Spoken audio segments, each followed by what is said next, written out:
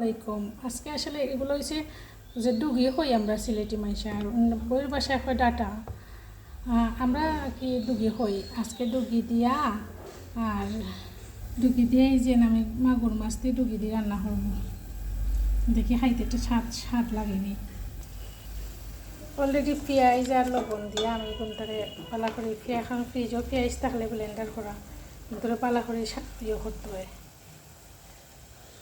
মজাইতে হয় বালা করে পেঁয়াজে মজাইয়া।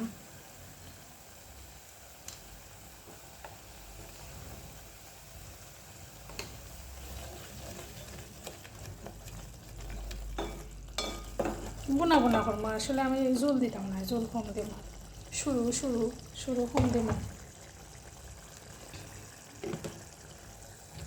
যে মাছটা আমি দিলাইলাম, কারণ মাগুর মাছটা একটু শক্তই থাকে সিদ্ধ তুমি, আর ডুগিগুলো একটু খেসমা খেসমা ডুগি, নরম ডুগি আর কি।